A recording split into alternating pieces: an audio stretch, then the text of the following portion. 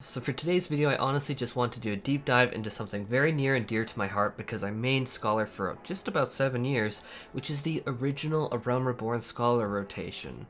I find oftentimes that I will say something like, oh, Old Scholar was cool, or say in passing like, oh, wow, this really reminds me of like Old Scholar from A Realm Reborn. And then people who just joined for Shadowbringers are going to be like, oh, okay, that's nice. But in my opinion, just talking to them, it's mostly because I don't think anyone really talks about it. A lot of this knowledge was really lost to time. And to be honest, I think that's also fair that not many people know about it, because Scholar, especially in its 5.0 form, has changed so intensely much over the years that I think that this video would be cool for others to watch and maybe informative, but also for me to fangirl over how awesome Scholar was in Realm Reborn. And as always, if this video entertained you in any way or you just found it cool, I would incredibly super duper uber appreciate if you slammed a stack of 7 damage over time effects on that like button and cat daddy that subscribe button.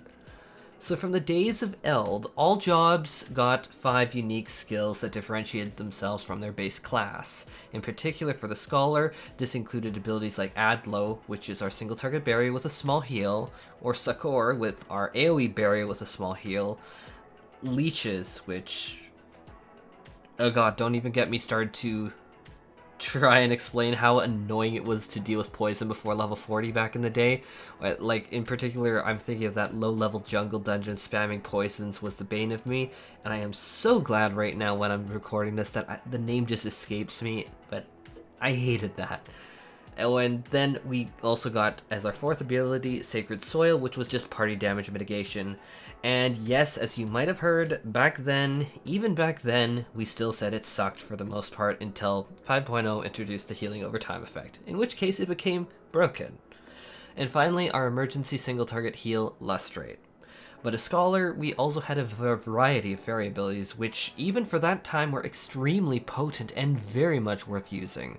All fairies came with a baseline 300 potency Embrace, which is the basic healing spell of the Scholar Pats, which today we can see cited at 150 potency, so over the years, how to say it, we got whacked with that nerf hammer, just bam bam bam on Celine and Neos.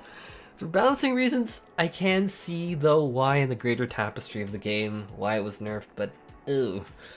But many new Scholar players, I think, will be alarmed to find out that we actually had 2 fairies that were very viable and did offer a distinct playstyle. I know that a lot of people are going to come at me saying they didn't use Celine. I loved Celine, and I'm going to get into that soon. But we could pick and choose and augment what we were really bringing to a party, depending on which fairy we used. So enter in Eos, and she really has not changed much, and even back in the day she was very, very powerful and very valid because honestly her healing was just so much more powerful.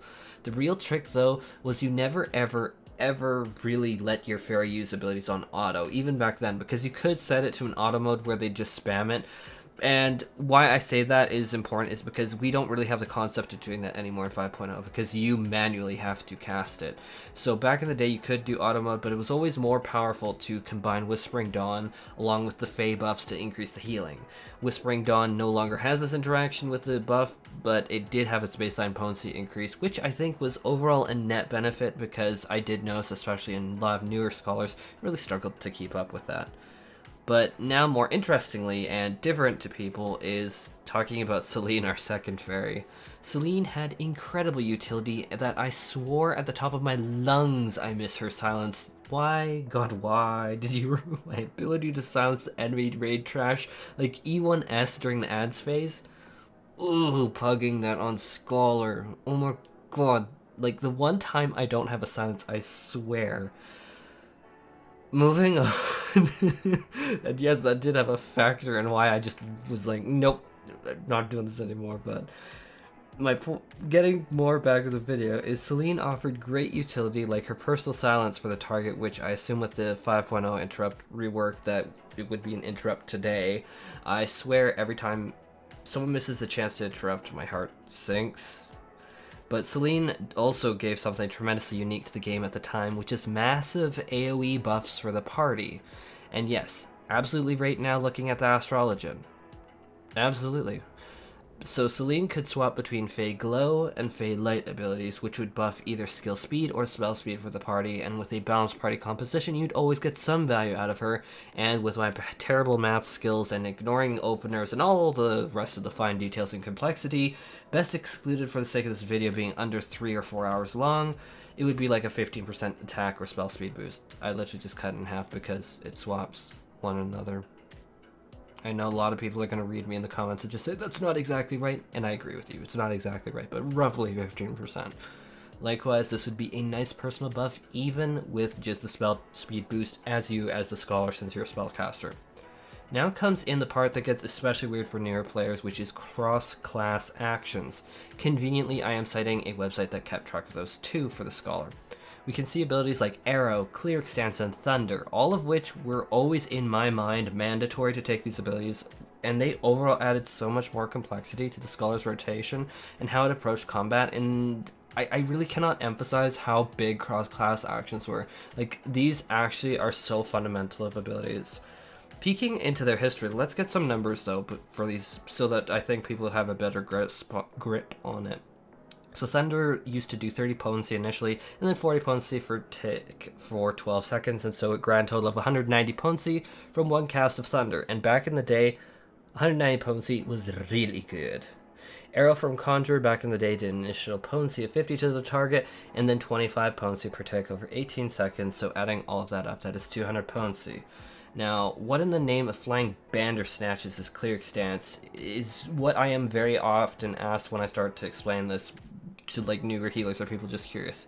So what Cleric Stance did would it would swap intelligence and the mind stat. So explaining what intelligence and mind stat are, because you don't really think about that much these days.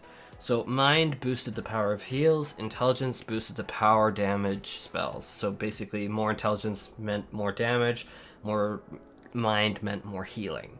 And swapping mind with intelligence allowed a healer to do tremendously more damage with their damaging spells. In fact, you could make a very good argument that it was simply not worth casting damaging spells without Cleric Stance on, leading to many healers, including myself for the record, becoming frustrated at being unable to contribute to party progression damage-wise in dungeons or raids back in the day, because swapping back and forth from Cleric Stance did require some effort and did have an element of risk in it, especially when you weren't sure what mechanics were coming in.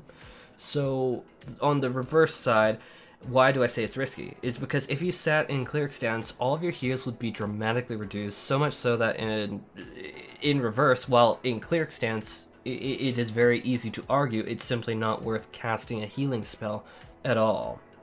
But Scholar did have an ace up its sleeve, which made Scholar very distinct: the Fairy.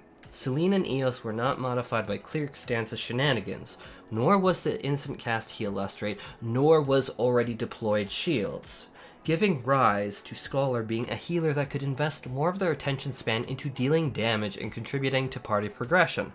But before I move on to here, I want to talk very lightly about the Arcanist's damaging abilities, or at least just a primer, like a light primer. So the Scholar of Eld used to share their base kit with Summoner, much more than today. I know people are going to be like, will they still do? It's so much less. But what happened in the days of Eld was that they shared basically all of their entire kit. So I do want to, before I get into those abilities, make important note that the Arcanist was filled to the brim with afflictions and status effects. So abilities could do things like inflict disease, lowering the HP recovery of the target, slow to reduce the speed at which they could take actions, auto attack speed, and that, heavily debuff to, or how to say it, use abilities that would apply the heavy debuff to reduce movement speed to make it move slower. Virus was also part of the Scholar's toolkit, which was stunningly strong, and it reduced the damage that a target would do. Very, very good ability, and I dearly missed it. Eye for an Eye would give you a chance to make any targets hitting something like a tank. I remember many times in dungeons throwing this on a tank, but the targets hitting the tank with the Eye for an Eye had a chance to do like significantly, like 20% less damage. It was such a good ability. It was super duper underrated because people saw the RNG and they're like, oh, it's trash. It was actually super good. I love it and I miss it so much. But unfortunately, all of these various afflictions and debuffs have long since left the Scholar's Kit over the years. Like, you see nothing like this in the Scholar's Kit anymore. Like, Virus is now, Addle for casters, which it never was. That was always a Scholar ability, and I would be a liar if I didn't say part of me was resentful over losing it to casters. But back to the focus of this video, which is rotation of the damage abilities. The rotation of a Scholar would include Bio for 40 potency over 18 seconds, so that would be like 240 potency per cast, Miasma for 20 initial potency, and 35 potency over 24 seconds for a total of 300 potency per cast, Bio 2 for 35 potency initially, and then, or how to say it, actually reeling that back, Bio 2 would be 35 potency over 30 seconds, no initial damage, and so that would be roughly 350 potency per total cast. And for AoE, we had 3 main abilities, which was Bane, and Bane did not do damage on its own, but what it would do, it would take on one target Bio, Bio 2, and Miasma buffs, and pop it all over all the targets surrounding the target. Very similar to what Summoner still has today. And that was our default bread and butter of AoE. But we also had the ability Miasma 2, which was an initial potency of 20, and then 10 potency over 15 seconds, which would add up to 70 potency total, which was that super amazing? No, but when you consider that this was a filler spell that was meant to be akin to like Ruin on targets, it's actually really good value. And then we had Shadow Flare for a total potency of 250 per cast. And so Shadow Flare did, I should say, because it had such high potency, it did see itself being used even in single target rotations. And so now let's bring back those cross-class skills that we talked about. Thunder, that was 190 potency. Arrow, that was 200 potency. And of course, this means that we were really balancing between keeping up all of these dots, and that we would eventually, however, run into the problem of, okay, we have all of our dots ticking at once, none of them are going to expire, so what do we do? And that's where we had filler spells, which would be Ruin and Ruin 2. Both of them had a potency of 80. Ruin 2, however, had the blind effect to it, but it also did cost significantly more MP. And nowadays, it's a much lower potency, but it does allow, like, weaving of 2 off global cooldowns between each Ruin 2. However, this does ignore that Aetherflow was a core part of our kit at the time, and Aetherflow stacks up to 3, which, same as it is today, it allowed us to pick and choose if we wanted to either use Lustrate or Energy Drain. Not Sacred Soil, because as I said before, Sacred Soil back then was still considered widely terrible outside of niche scenarios, unlike today, where it's really good with the hot.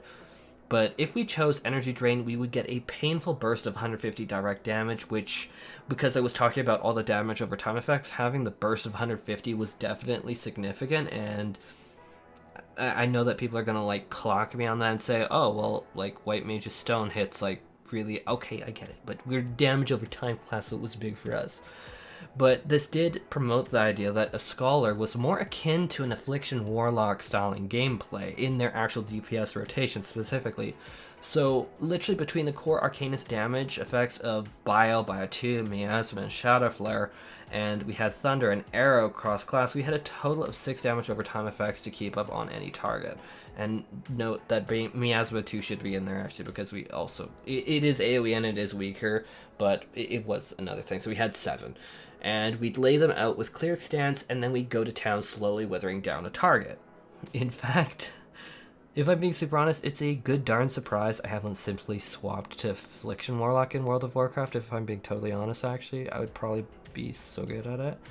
But going back to the point is the Scholar in A Realm Reborn was much more about optimizing your damage over time windows and keeping up the maximum upkeep of all of them while failing in the blank spots with Ruin or Ruin 2 spells for 80 additional potency and slamming down an Energy Drain if you felt really cocky and you really didn't think you needed that Lustrate. And more often than not, that resulted in me killing tanks because I did need that Lustrate sometimes. So now people will be confused at exactly how you really navigated healing, because Scholar's a healer, alongside doing this Affliction Warlock styled gameplay with so much micromanagement of damage over time effects. And an in-depth explanation of what we did is best left for another video for sure, because we are already approaching the 15-minute mark. But what we did was we used macros. We macroed everything. What now costs Fairy Gauge to cast Fey Union to target a single specific player, in particular, most often the tank, we used to have a macro for that. We never needed to rely on some expensive, slow building up Fey gauge to do that. We always had a macro. And then we also had macros for combining Physic alongside the Fairy Heal. That would be our quote-unquote Cure 2 equivalent. And yes, I should say, this does mean skill queuing was lost because macros mean you can't skill queue 100%. I'm on the same page with you. But back in the day, we weren't overly concerned about that as much as we were about comboing the heals. We also had macros that would stop a fairy action to force another action out. We also had macros that could just even really aim Embrace. Like, let's say that the tank's fully at max HP, and then, like, I have a machinist that I'm really worried about, and then, like, there were a few other targets. I could aim manually Embrace at someone, and we could never do that before. Like, I mean, we can't do that anymore, but we always used to be able to. Or lest we forget the ever critical movement key, which you can still see bound to my bottom mouse button at the side of my mouse, which years later, even in my summoner and scholar footage, you can always see that I still have that place action right there at my mouse, because it was such a core thing to make sure that you placed your fairy just so that it could focus on healing, as well as you could, like, direct where it would be, and, like, it was all about proximity and really making the best use of abilities like Whispering Dawn or Fey Glow or the Silence, and, like, keeping it away from you too. And so honestly, probably the best way to describe Scholar in A Realm Reborn was a lot of parallel gameplay. And I really, really loved that. And so I was managing all the dots alongside mitigation with Virus, Eye for an Eye, and Adlo, and other forms of mitigation, like sometimes even Sacred Soil. I didn't really use it that often, but if I needed to, I would use it. And meanwhile, we're going to be micromanaging the fairy and manually casting skills like Embrace and macros to really macromanage Eos and Selene. Macromanage. I'm gonna get slammed for that. Macromanaged Eos and Selene. But in effect, at higher levels of play and optimization, you were really kind of playing two different characters at once. You were playing the fairy with macros and keys, and then you were also doing your own gameplay with the Affliction Warlock kind of stuff, alongside the emergency heals. I mean, obviously you would need to take off Cleric Stance and apply shields to the party, and obviously contribute. I mean, we did have this odd mentality start to surface back in A Realm Reborn that was very inaccurate, of like off healer versus main healer. It wasn't really a thing, and especially like looking back, it was kind of silly to ever think about it. But like, you should have always like gone out a Cleric Stance, obviously, to contribute. Like, you should be getting out Sakors, you should be getting out Adlos to make sure that you can mitigate tank busters as well as big raid wide AoEs. No different than today. But yeah, there is all the information about A Realm Reborn Scholar rotation philosophy and approach that, honestly, I really miss in today's Shadowbringers Scholar. Like, I'm gonna be honest, over the years, this video, how to say it, it's just been chipped away so much that it's like, we never ever used to just be spamming Biolysis, 1 dot, and then spamming broil. Like, we were never, ever about that.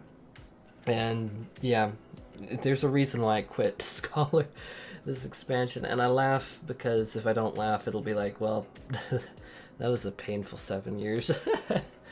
But anyhow, if this video entertained you in any way, or you just found it cool, I would incredibly super duper uber appreciate if you slammed a stack of 7 damage over time effects on that like button and cat daddied that subscribe button. Anyhow, that is all for this video. This went way over time. I was hoping this would only be like 8 minutes long. I was wrong. Anyhow, take care, and I hope that you have an absolutely superb day.